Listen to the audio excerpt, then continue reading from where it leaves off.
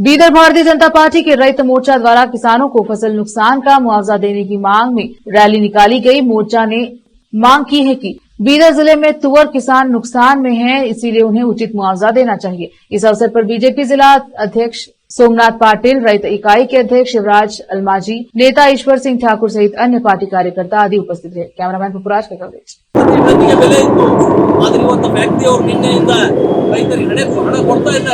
Advance ಅಂತ 2,300 ರೂಪಾಯಿ ಹಾಕ್ತಾ ಇದ್ದಾರೆ.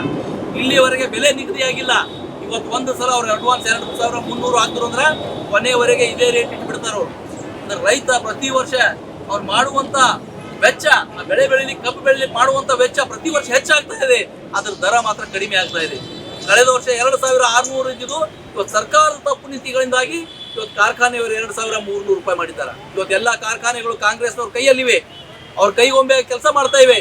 ಇವತ್ತು ರಾಜ್ಯ ಸರ್ಕಾರ ದರ ನಿಗದಿ ಮಾಡ್ತಾ ಇಲ್ಲ. ನಮ್ಮ ಜಿಲ್ಲಾಧಿಕಾರಿಗಳು, ಜಿಲ್ಲಾ ಆಡಳಿತ ದರ ನಿಗದಿ ಮಾಡಬೇಕಾಗಿತ್ತು ಇಲ್ಲಿಯವರೆಗೆ, ಅದ್ರ ದರ ನಿಗದಿ ಮಾಡಿಲ್ಲ. ಈ ಎರಡೂ ವಿಷಯಗಳನ್ನ ಇಟ್ಕೊಂಡು ಇವತ್ತು ರೈತ ವಿರೋಧಿ ಒಂದು ಸರ್ಕಾರದ ವಿರುದ್ಧ ಆ ತೊಗರಿಗೆ ಒಂದು ರೈತರಿಗೆ, ಯಾವ ರೈತನ ತೊಗರಿ ಕೊಂಡು ಹೋಗಿದೆಯೋ ಆ ತೊಗರಿಗೆ ಅವ್ರಿಗೆ ಪರಿಹಾರ ಕೊಡಬೇಕು. ಜೊತೆಯಲ್ಲಿ ಆದಷ್ಟು ಶೀಘ್ರ ಈ ಕಬ್ಬಿಗೆ ಕಳೆದ ವರ್ಷ 2,600 ರೂಪಾಯಿ ಇತ್ತು, ಈ ಸಲ ಕನಿಷ್ಠ 3,000 ರೂಪಾಯಿ ರೈತನಿಗೆ ಕೊಡಬೇಕು ಅನ್ನುವಂಥ ಒತ್ತಾಯದೊಂದಿಗೆ ಈ ಒಂದು ಹೋರಾಟವನ್ನು ಹಮ್ಮಿಕೊಂಡಿದ್ವಿ. ಜೊತೆಯಲ್ಲಿ ಇವೇನು ಹಿಂದುಳಿದ ವರ್ಗದ ನಿಗಮಗಳಿವೆ, ಆ ಜನರ ಅಭಿವೃದ್ಧಿಗಾಗಿ ಅವೆಲ್ಲ ಸಿಗದೆ ಯಾರು ಶ್ರೀಮಂತರಿಗೆ ಸಿಗಲಿ, ಗಂಗಾ ಕಲ್ಯಾಣ ಯೋಜನೆ ಇರ್ಬೋದು, ಆ ವಿದ್ಯಾರ್ಥಿಗಳ ವೇತನ ಇರ್ಬೋದು, ಎಲ್ಲ ಅತ್ಯಂತ ಕಡು ಬಡವ ವಿದ್ಯಾರ್ಥಿಗಳಿಗೆ ಸಿಗುವಂಥದ್ದು. ಆ ಯೋಜನೆಗಳಿಗೆ ಆದಷ್ಟು ಬೇಗ ಹಣ ಬಿಡುಗಡೆ ಮಾಡಬೇಕು ಅಂತ ಒತ್ತಾಯ ಮಾಡಿ ಇವತ್ತು ನಾವು ಈ ಹೋರಾಟವನ್ನು ಹಮ್ಮಿಕೊಂಡಿದ್ದೀವಿ.